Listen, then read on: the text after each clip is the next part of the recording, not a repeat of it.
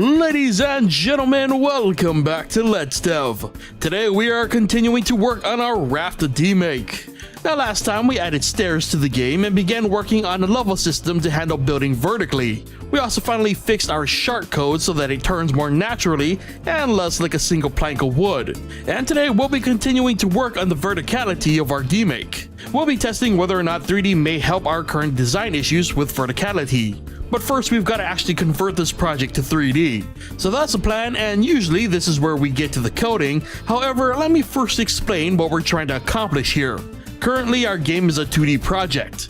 Depth only really exists as we code it, and to get a visual representation of that would require a lot of math. So instead I figured, why not let the engine do it for us? So imagine our graphics as a piece of paper. Currently we have those pieces of paper layered on top of each other, but in the 2D space we won't ever get that sense of depth without a lot of extra work.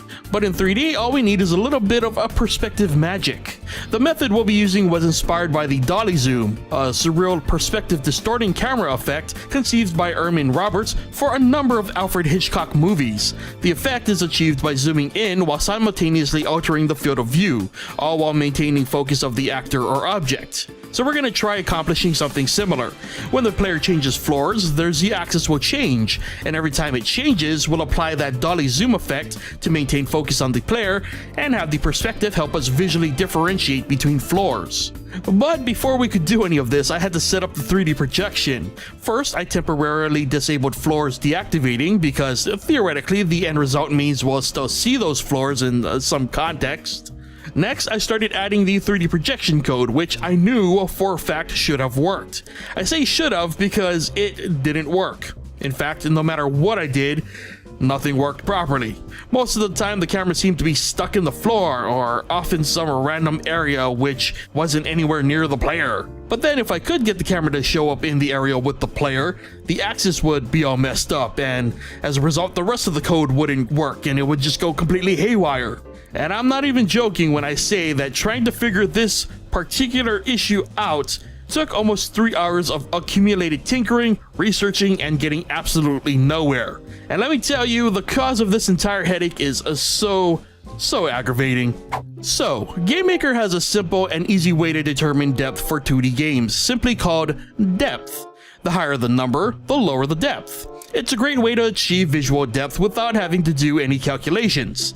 And it is indeed great and all until you start messing with 3D. Now, nowhere as far as I can tell does GameMaker mention that depth, a bit of code meant for 2D, actually affects the 3D space. Indeed, in order for a third-person style camera to work in 3D, it has to be in the lowest layer of the room it's in. Otherwise, it just won't work properly. And not only that, depth actually has visual properties associated with it in the 3D space. But these visual properties themselves are also inconsistent.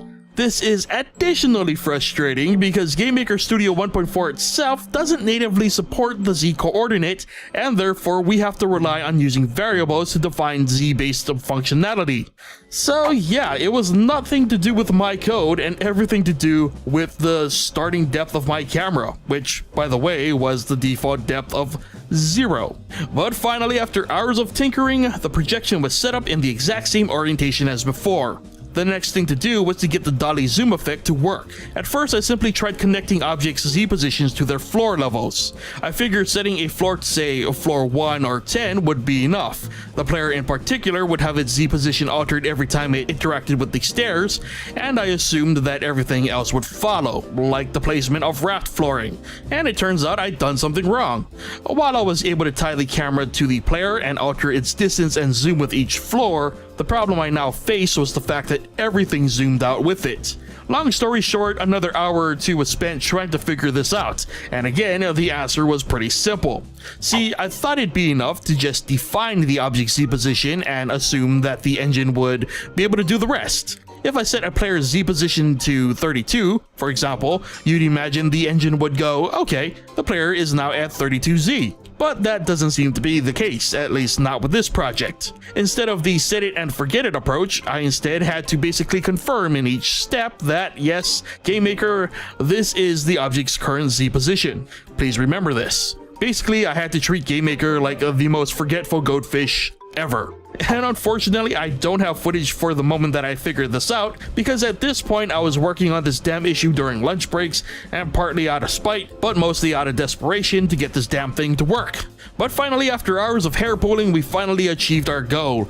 The higher the player climbs, the more offset the flooring below gets, and while we're nowhere close to finished with this effect, it's a very solid start. The great news is, because GameMaker is GameMaker, a lot of the functionality that worked in the 2D works in the 3D, so for the most part, our coding going forward won't change much. And unless something goes terribly wrong, things like an inventory shouldn't be too hard to adapt in the future. You know what, then again, I didn't expect to spend like 5 hours trying to just get this far, so who knows at this point. All I know is that this project really threw me for a loop, but I'm glad we're over the hump, and I'm hopeful that the rest of this project goes a lot more smoothly. Fingers crossed. And so I think that's where we'll end today's episode of Let's Dev. Remember that if you like this video or enjoy Let's Dev in general, be sure to hit that like button. If you aren't already subscribed, be sure to hit that subscribe button, and be sure to turn on notifications so you never miss a new episode. And as always, be sure to leave your thoughts on our progress in the comment section below. Thank you so much for watching, and I'll see you guys next time.